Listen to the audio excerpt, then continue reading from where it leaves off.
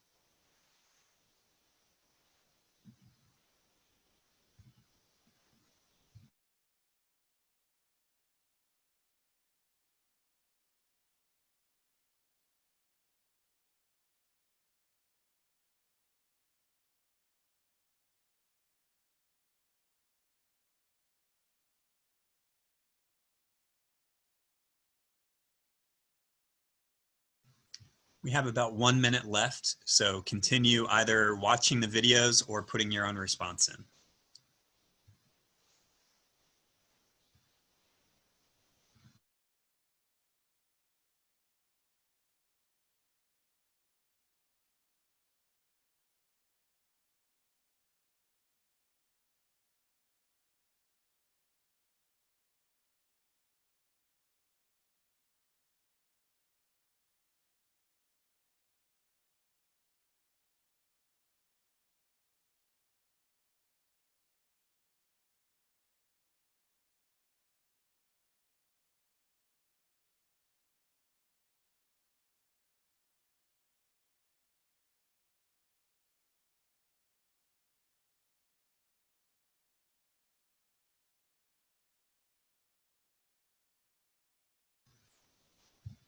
Okay, so we're going to come back together now, and I'm going to stop my screen share and invite people to respond about, let's start with what were the ideas that people shared, or what did you want to share as you watch those videos? So what were the big reasons why we need community right now?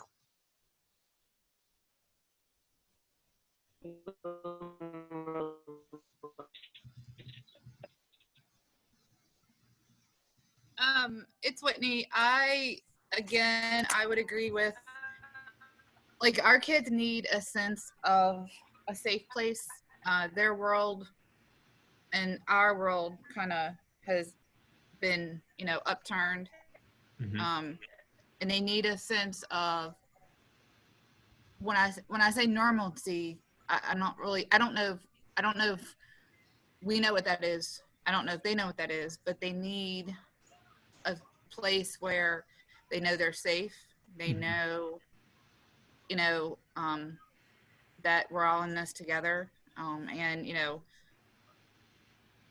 it's going to be, we may have some bumps in the road, but I think just, as much as we can provide that sense of security, sense of you have a place is going to be, I think, vital.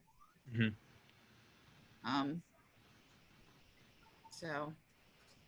No, I think that's definitely the case, right? And so, part of that is why we start every one of these sessions with norms. And if you've been in a lot of these sessions, it might get repetitive, but to me, it's a way that we can kind of ground and say, here's what we stand for. And it does provide that normalcy. It has different cues for me as the facilitator. Like, I know during this one, if I haven't yet started the recording, I need to. But really for our students, it is that we're all coming together. It's kind of like our circle time if you're an elementary school teacher, right? We know morning meetings, and we know that that's going to ground where we're going today.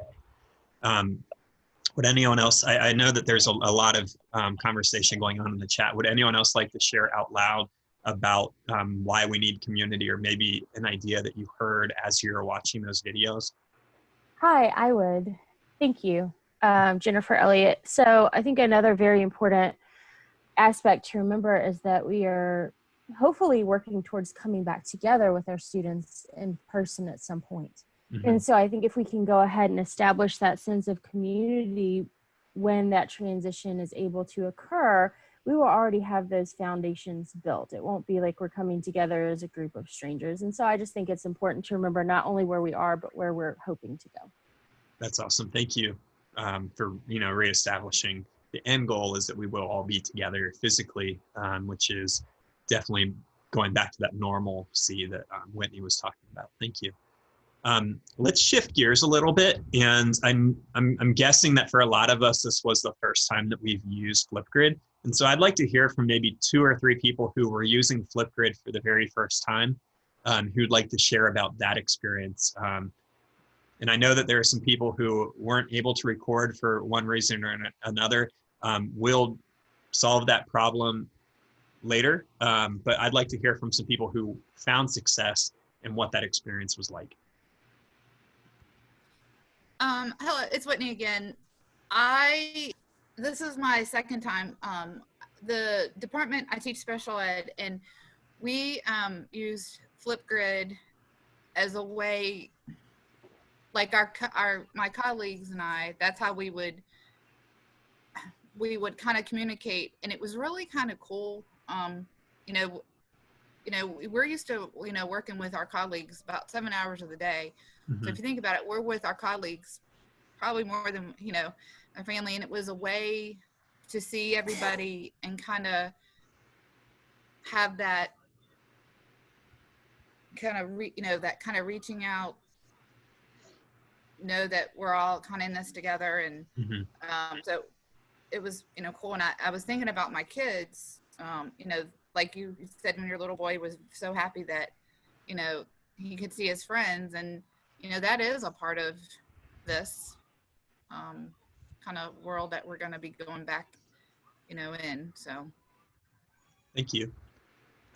Let's hear from maybe one or two other people who'd like to share about the experience of using Flipgrid, especially if you're new to Flipgrid. I'm new to Flipgrid. This is Cheryl. Cheryl.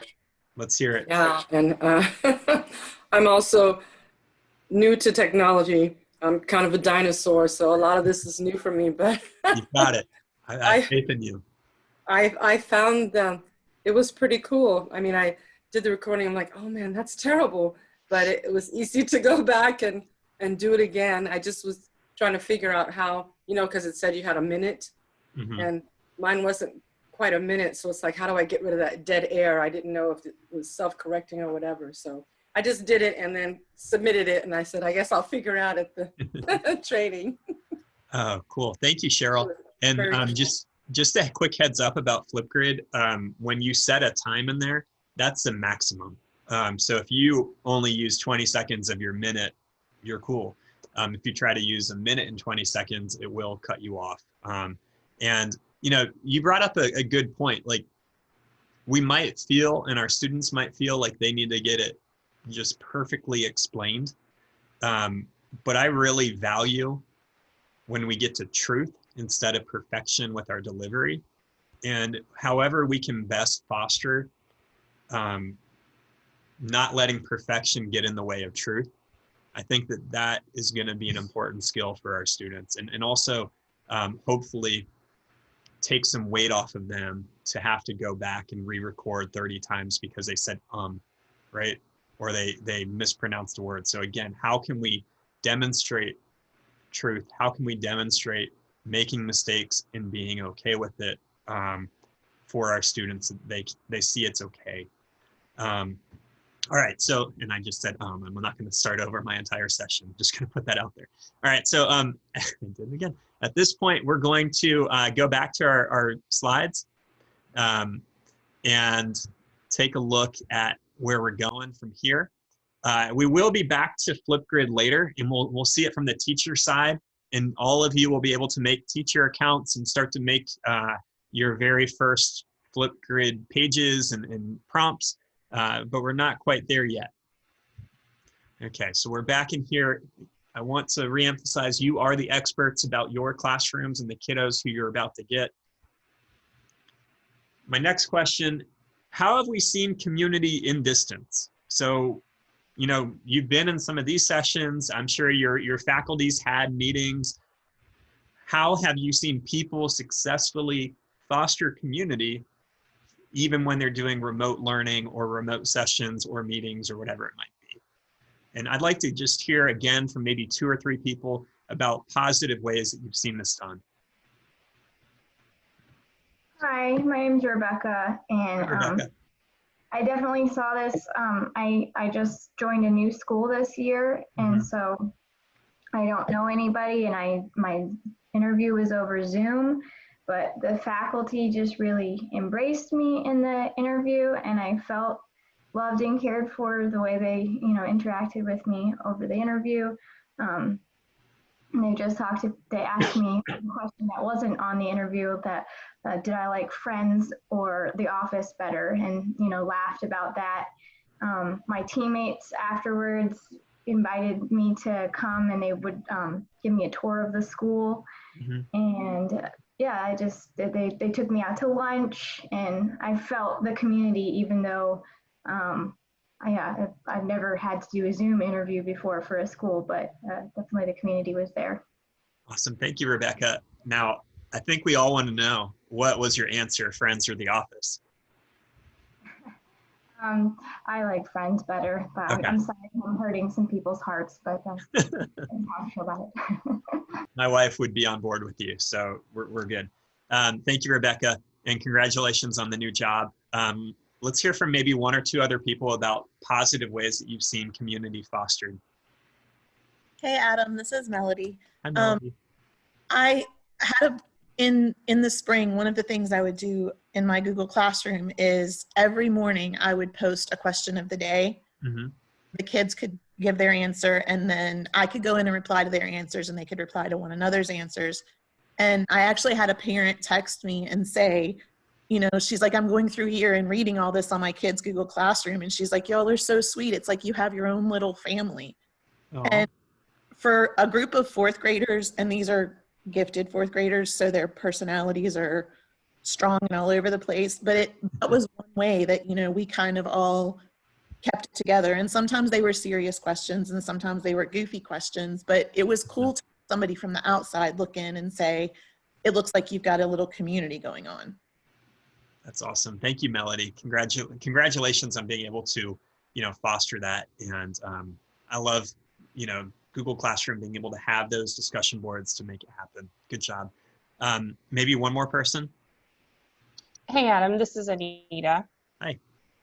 I just wanted to kind of look at the perspective of from the teacher leadership side. Our district really promotes family and supporting each other. Mhm. And I found it very interesting that as we embarked on this adventure, that many of us would jump into sessions with teachers, just supporting them, just to get a feel for things. So we really, even though we all knew it was new, we all supported each other, and it was just phenomenal to see that family side. That's awesome. So I love that we have both professional community being fostered and we have our classroom community being fostered. Great job, guys. One way that I try to foster community in these sessions, and I know that we have some people who repeat and come to multiple sessions, other people are just dropping in for one. I try to have fun music when we're coming in. Sometimes I had people put in requests and we can, you know, really, I can play DJ and do it that way. I love that. I never told people to do this, but as people enter into our Zoom meetings, they'll go to the chat and introduce themselves. And that wasn't a norm. I never asked people to do it, but now every single session, I start getting little buzzes, boom, boom, boom, boom, boom. People are, you know, adding that in there. So again, those are just both some organic ways that community has been developed in this. All right, so continuing on, our next slide, which is, I don't even know, slide 10, has a link to Idea Sparks about how you can foster some community. So you can go check that out on your own. We're gonna move into our first tool, and we'll only spend a few minutes in Meet. This will be kind of a faster introduction, but Google Meet is an amazing video conferencing tool. It's allows up to 250 real-time participants and up to 10 or 100,000 viewers at the same time. And a really cool thing, it can connect in your Google Classroom. So only the members of your class can join when you go that route. And, you know, additionally, it's secure, has a lot of accessibility tools, which I'm always a big fan of. So the quick elephant in the room is, why are we using, or the question you might have, why are we using Zoom when I'm such a big fan of Meet? And the reason is Meet is so secure that if you aren't in my same district, I'd have to go through and manually add each and every one of you. Today we have 133 people, and I don't want to hit add and admit for that number of folks. So it's very locked down, very secure. I'm a big, big fan of Meet. On slide, this one, 14, we have a short video about how to integrate and use use Meet in Classroom. So you can always go back to that. And there are two different ways that we can set up a Meet. The first one is that classroom option. If you don't see in your Google Classroom that there's a choice to be able to do Meet. You might want to contact your district's technology department. It's a one check box, and it would be turned on for all of the classrooms in your division. The other way that we can set up a Meet is through Calendar. So a couple months ago, when all the crazy started, Google began to integrate Meet with a lot of its tools. And so one way that we see that is in Calendar. If I make a new event, then one of the choices in here is to add Google Meet video conferencing. So it's very easy. Anyone who you add to that calendar invite will automatically see the link and then be able to enter into your conference with you.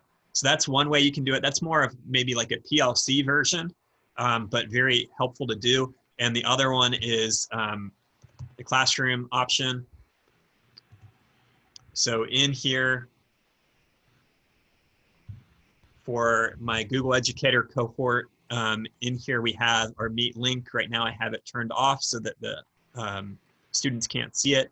But if I had it turned on, they would just need to click on this link and be able to enter into our Meet meeting. And again, we have directions on how to do that. If you click those links, it'll walk you through how to make it happen. No, that's not true. If you click those links, it'll take you to those respective tools, but we just modeled how to make it happen. There you go. All right, so some other parts about Meet that I really like. You can record the meeting, and the really cool thing about this is it saves directly to your Google Drive. So as soon as you are done recording, you hit stop on the meeting, and it will back it up to your drive, which you have unlimited storage in your school district drive. So you can record every single one of these meetings if you wanted to. And then be able to post on a learning management system or in Classroom so that your students can see it. You can manage your users' mics and videos. So if someone has an inappropriate thing in the background, or if they keep talking or have a loud dog in the background, you can turn it off. Now I have heard that a cool feature coming to Meet, and it might already be there, is if there is a background noise, it will automatically filter it out. I haven't tried this myself, but I have read that that is either coming very soon or has already been introduced. And then you also have closed captioning for our students who would benefit from that. Continuing on, slide 17, some recent improvements that they've added. They made a grid view, and you can now do up to 49 participants at a time on your screen to be able to see that. And Meet has also been integrated into Gmail so that you can start or join a meeting directly from your Gmail account. And some features that are coming very shortly. They have this top link will take you to a blog post about when these are coming out. But we have breakout rooms that are coming. Being able to do blurred or virtual backgrounds will be built in. We can, in the near future, have a Q&A option. It's going to be integrated with Jamboard, which is Google's whiteboard tool. And we can also do automatic meeting attendance so that when you're done, you can click and get a roster of everyone who joined your meeting. Again, those are all updates that are coming probably within the next month. Some really cool new features coming. And finally, if you want to learn more about Google Meet, there's a playlist on here that you can go to and be able to watch. Eric Kurtz is an amazing educator from Ohio, and he has a fantastic resource website, Control-Alt-Achieve, and I would definitely encourage you to follow him however you can. All right, so I know we blitzed through Google Meet very quickly. What questions are out there about Meet that we can address before we move into Flipgrid? And I really do want to reserve quite a bit of time for Flipgrid because I know you'll love where we're going. But what questions are out there for Meet?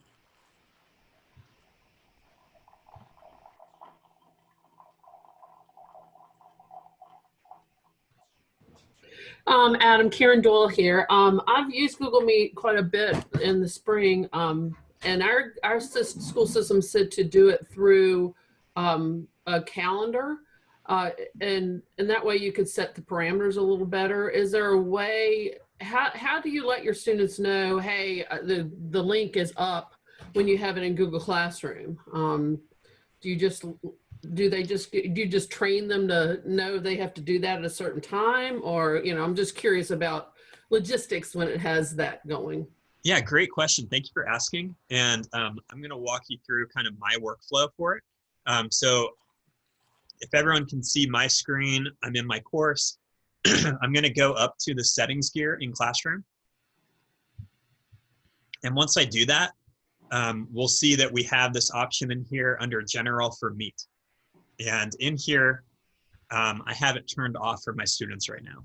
What I would probably want to do is, the day or 10 minutes before our session, I would go to the stream and say, welcome everyone, our session will begin soon. Please use this link for our Meet.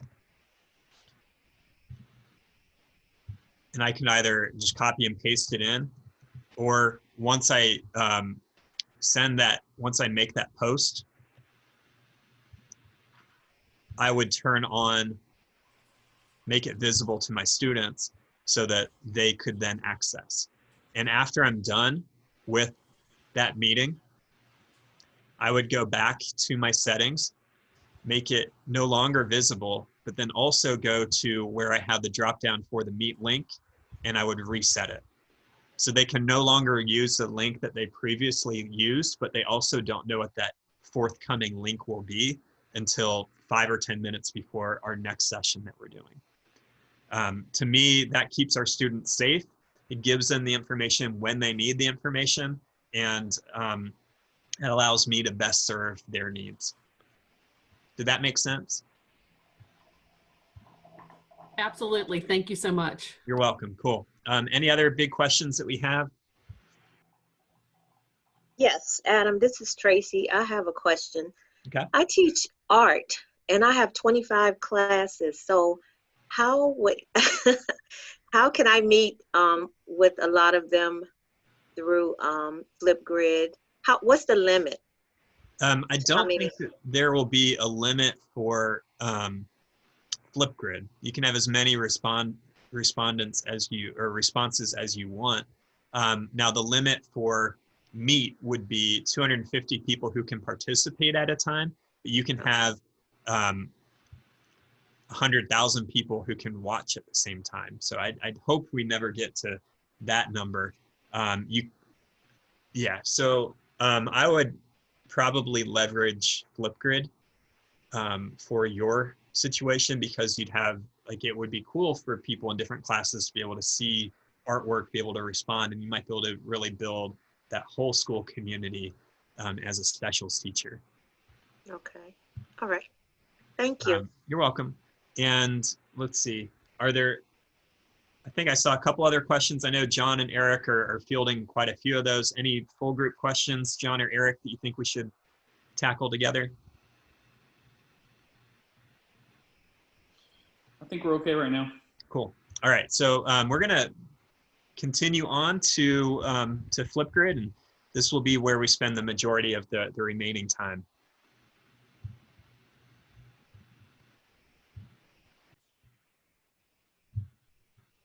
Okay. All right. So next, like we said, we're going to be going to Flipgrid. And before we get there, I do want to show just a short video about what Flipgrid is. And optimize.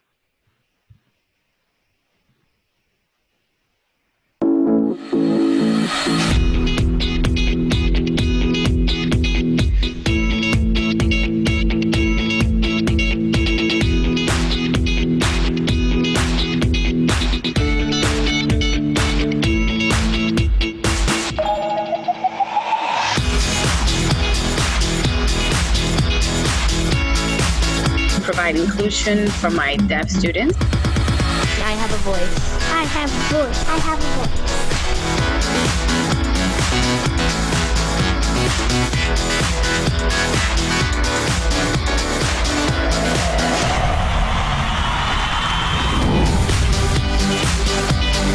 We designed Flipgrid to be an inclusive opportunity for all students to share their voice. And we are so proud to build an environment that is accessible, simple, and fun. And I'm so proud to be on our mission to empower every voice.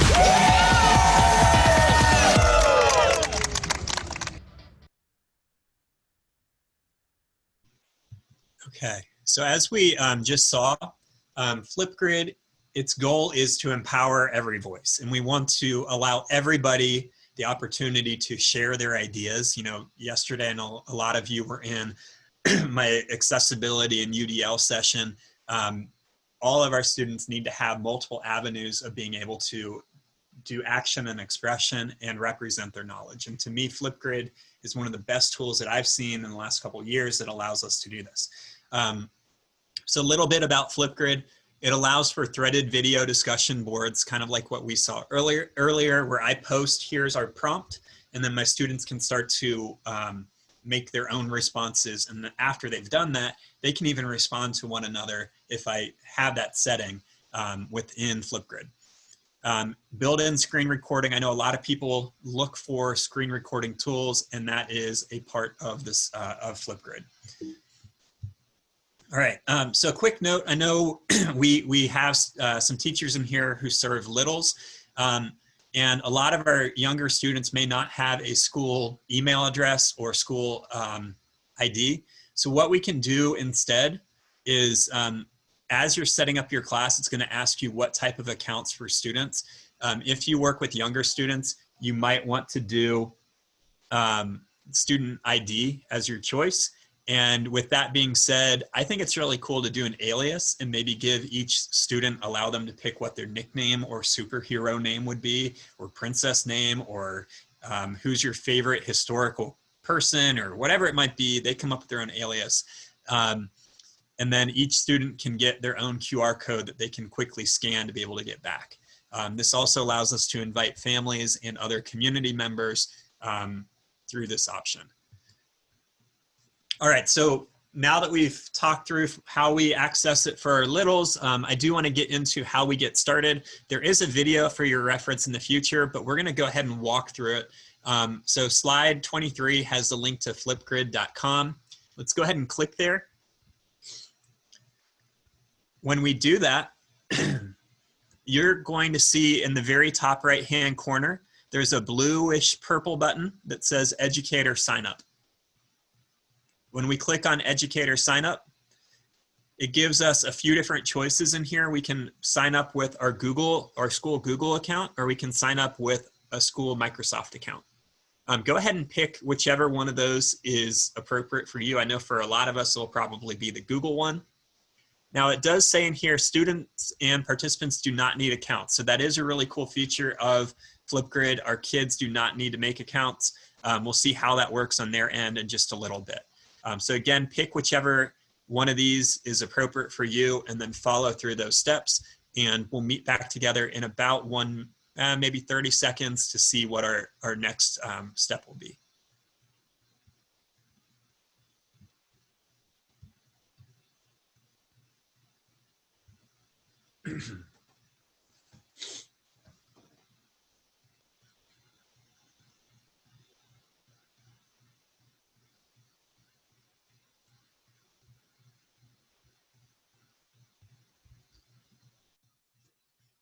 Okay, so at this point, what I'd like someone to do is, can I get a volunteer who is setting up their account for the first time who can share their screen so we can all walk through that together?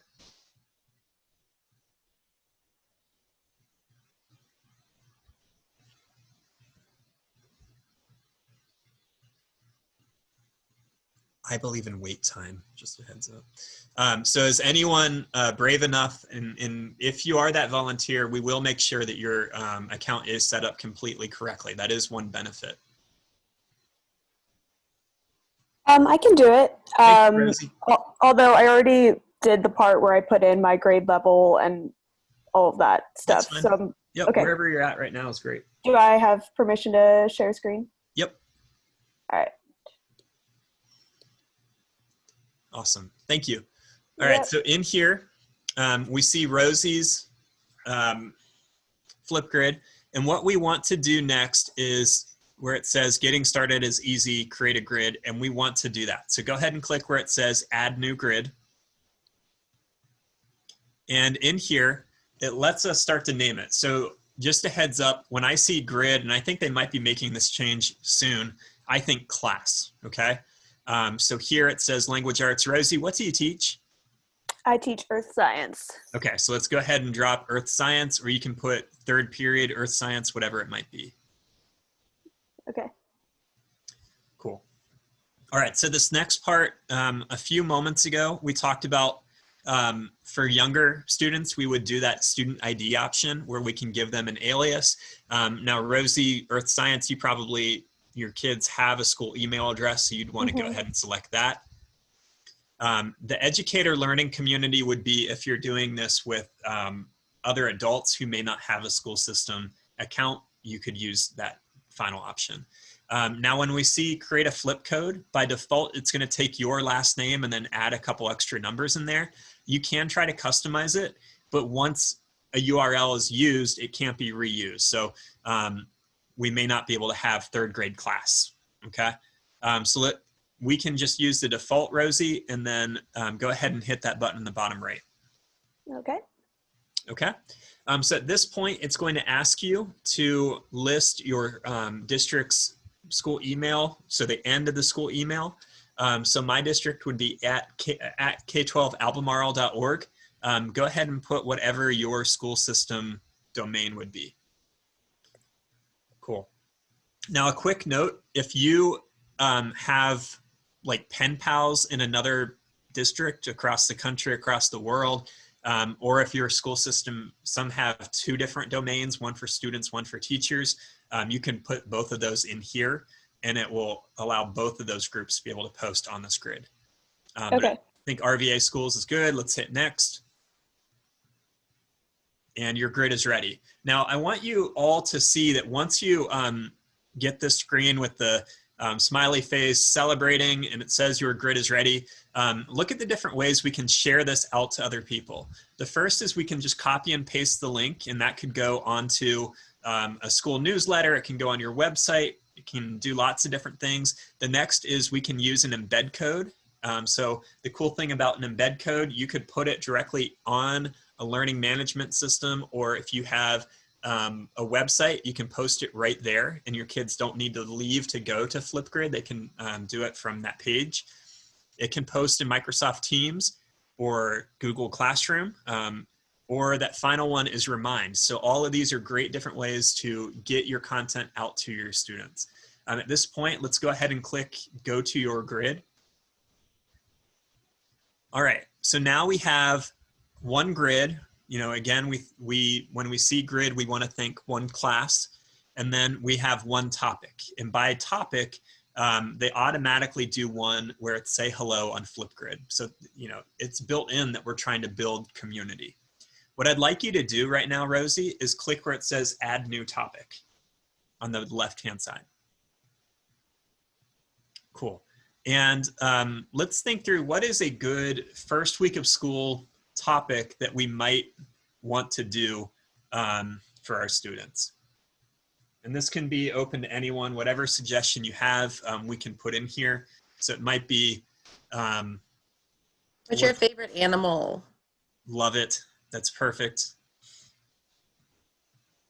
I was thinking for older students, it would be good to maybe talk about what makes a good learning environment at home. That's also really good. Yeah. So once you have that question, we can keep rolling through some of these other sections in here. So the next is the prompt. So this can add additional information to, additional context to what your question is. Maybe you actually want them to act it out too. You could do that. Then beneath we get to recording time, and you can make it from anywhere from, yeah, go ahead and click the drop down for me. And we can go from 15 seconds up to 10 minutes. Now 10 minutes is a very long video. So I like to, you know, keep it to 1 minute to maybe 2.5 minutes. If you just need a really quick response, you know, those 15, 30 seconds can be really good too. Go ahead and pick any of those. Cool. Now video moderation on the right-hand side, this would make it where the students can't see each other's until you make it live for them. Okay, so that can be a good option if you're doing like a weekly check-in. Maybe some of that would be confidential information and you wouldn't necessarily want everyone to see it, but we can keep going down now. Okay, so then we get to this part where it's a focus, and this is going to be on the question that I did for you all earlier. I had a GIF playing, but you could record a video and maybe explain your question, or maybe Rosie, you acted out what your favorite animal was, and you could have that as a response. You can post a YouTube video, put an emoji in there, have an Adobe Spark or a Kahoot game, lots of different types of responses or sorry, focuses that we can do in there if we wanted to. But at this point, Rosie, if you could click where it says more options, and we're going to see what else we can do. So as we keep going, we can keep going down to topic status for me. So in here, we can say that it's live right now, or if we click where it says active, we can make it where it's frozen and no one can respond yet. Let's keep it as active and look to where it says launch and freeze dates. So on the right-hand side, I can say that it will go live on July 29th, and it will come down and no longer allow students to post on August 8th if I want to, or I can just say, here's a start date and people can continue posting whenever. So again, you don't have to use that setting on the right-hand side, but it is there if you want to. And then we get into a lot of the fun features. So looking at video and selfie styles, kids have fun with being able to add fun filters in there, do stickers and drawings and really customize it. I saw quite a few teachers in your responses also take advantage of that. When we look through here, we also have things like video title, attachment, and so forth. And then the very bottom part is feedback. By default, it's providing feedback on ideas and performance, but if you don't want to do any feedback, that's up to you. And you can also make it where you make your own rubrics in there too. So Rosie, I think we're good with the settings you have right now. So let's click where it says create topic. Oh, sorry, we need to just drop something quick into the prompt.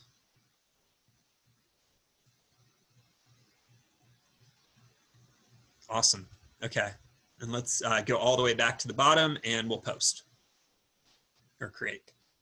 Awesome, and again, we see the different ways that you can share that out. Now they've added the ability to do a QR code too, so you could post those around your classroom if you, when we go back. All right, so hit all set. And we're good to go. So here we have right now zero responses, but people are able to, once we share that link out, be able to post and be able to see it. Thank you, Rosie. I'm gonna regain control at this point. Thank you so much for being our guinea pig. And welcome. You did great. I'm excited for your kiddos. All right, so I'm back in my account. Let me come back here. And I want to show you what it looks like on the teacher end when people start responding. So in here, I'm in one of my topics, this particular grid. So this is our focus point. I can share it here.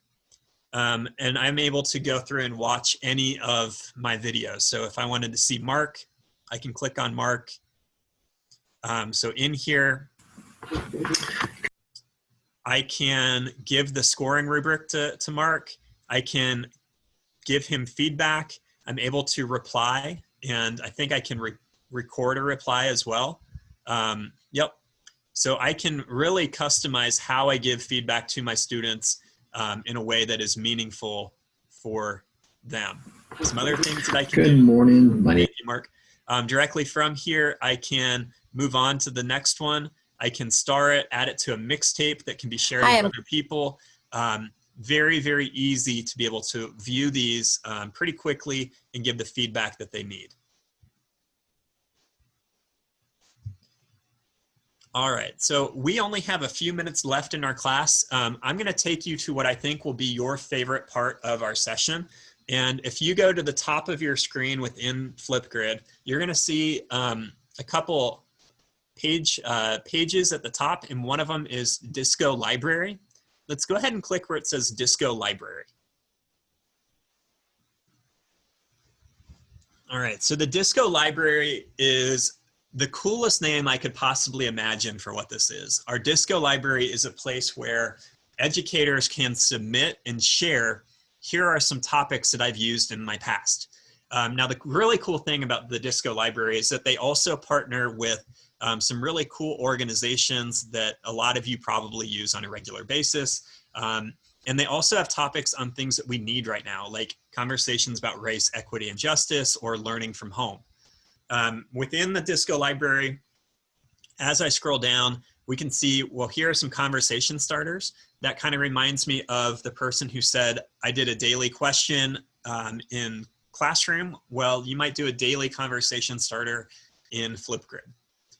We also have things from Flocabulary, Breakout EDU, Code.org, Nearpod, different state parks, Epic, which is an amazing tool, Lego Education. And then as we continue to scroll down, we see that there are almost 24,000 topics in the Disco Library. We also get the chance to filter. So here I can say what audience, maybe I'm preschool K and I want to be able to find topics for that. Or I'm that high school teacher and I need to find the subject for science. And I can filter to find the exact type of questions that I'm looking for. And once I find one that I really like, and maybe I'm gonna do conversations about race, equity, and justice, because I know that's a big thing for all of us right now. I'm gonna use this one about helping others. When I click on helping others, it tells me that this has been used 518 times so far, and I can post it directly to any of my classes or any of my grids. So I'm gonna post it to Disciples 3rd grade class, hit add. My next step, it lets me customize it. So I can add additional materials in there. I can adjust the time. I can put my own focus in here, which might be, you know, my response or explaining why this is an important topic. And when I'm all set, I'm gonna hit update topic and it will post this to my students. Again, very easy to be able to find, get inspired by other people and directly share this with my students. Let's take just about 1 minute to explore the Disco Library, and then we'll come back together. And of course, if you have questions as you're exploring, feel free to unmute or put it in the chat, and we'll be happy to help you.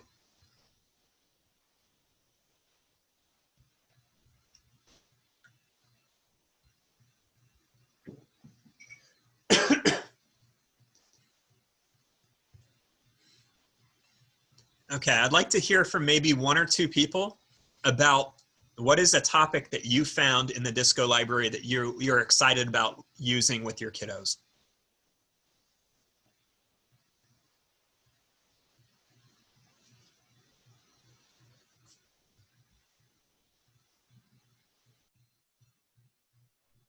Hi, I just glancing at your screen, I see the it was retell a story. I teach high school English, so I think that would just be sort of a great way to get a handle on comprehension, on what elements stood out to kids, and that would be also a great way for them to see what stood out to other people, and maybe they would get a handle on something that they didn't see when they first read it. Yeah, that's an awesome idea, and I'm a recovering high school English teacher too. Love it. Thank you. One other person?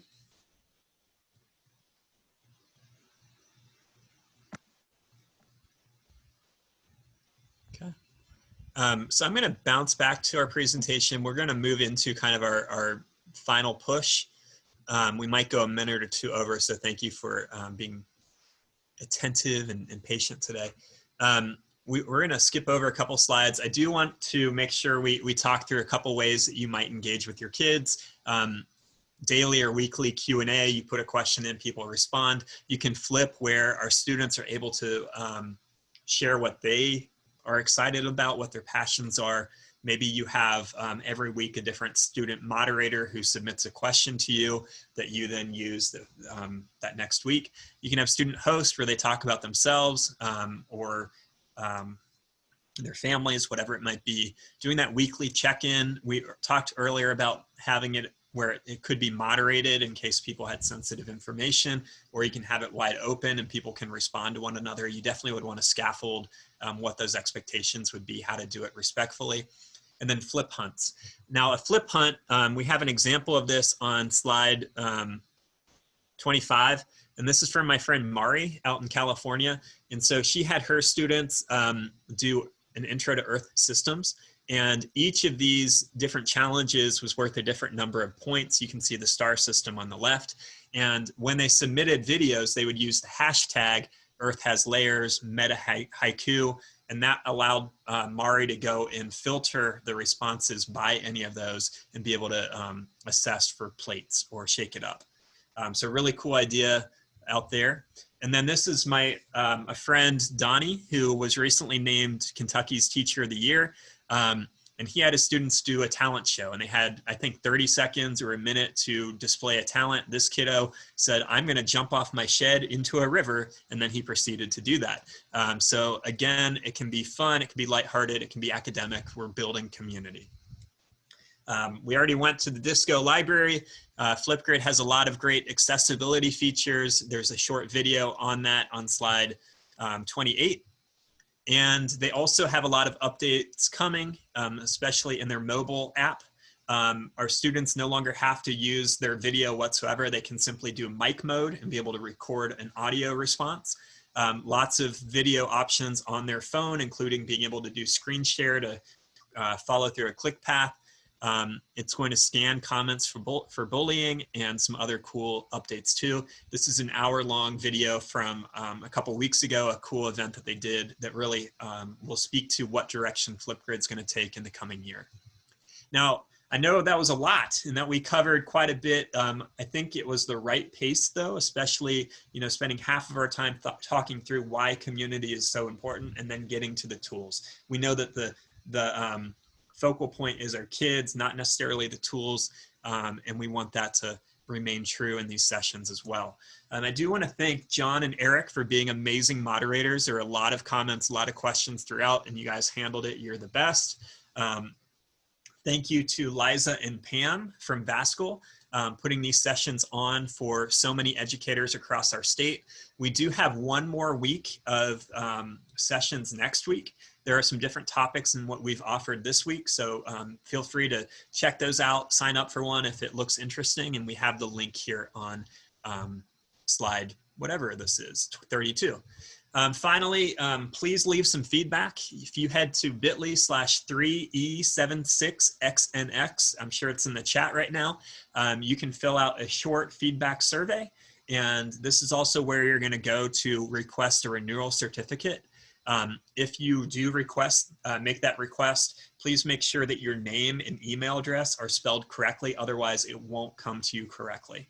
I do want to thank you so much for joining me today.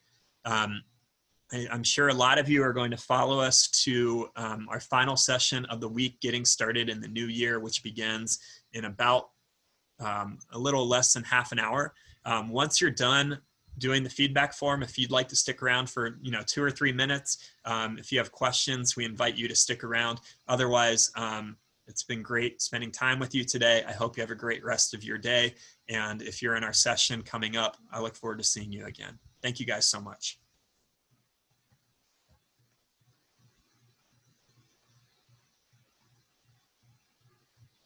Hi, Adam. This is Jennifer Elliott again. I do have a quick question. And it may not be a simple, straightforward answer. I am in Fluvanna County, so we're neighbors. And we do, unfortunately, still have students who have limited and in some instances no access to the internet. So if we were doing, let's say I wanted to do some sort of grade for Flipgrid, what would you recommend for an alternate or a paired assignment for someone who could not access the internet? So that's a great question. So a paired for Flipgrid, how would I make that happen?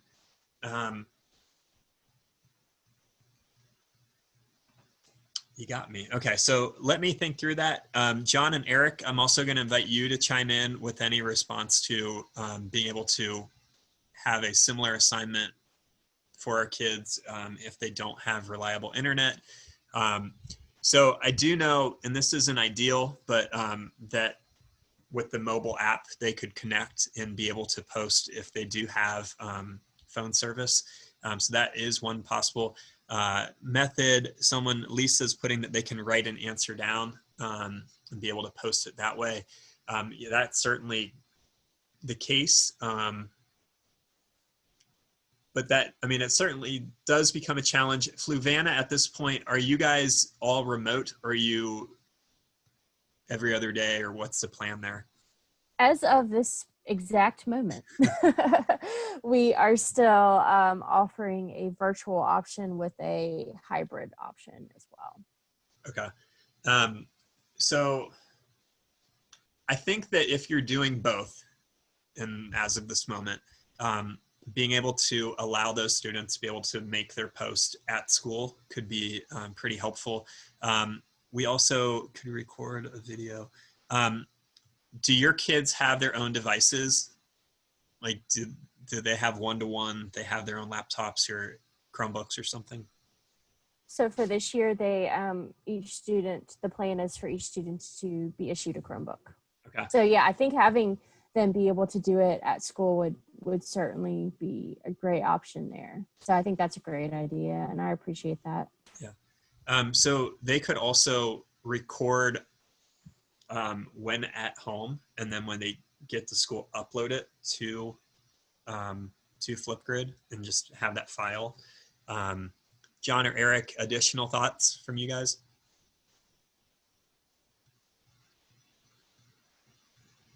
Okay. That would be my suggestion as well, Adam, just to record it at home. I know a lot of divisions that are going for virtual are asking students to either they're committing to going to a hotspot or going to somewhere if they don't have internet at home. So yeah, recording and then uploading at a later time. Okay, awesome. Thank you guys so much. You're welcome. Yeah, one thing we did in Albemarle County is we upped the Wi-Fi strength at the outside of the school so that students and families could park outside and use the Wi-Fi. So if that's possible, that could be an option to help people get access as well. A couple of requests for a new link. Apparently the link to feedback isn't working for a couple of people. Sorry. Thanks, John and Eric.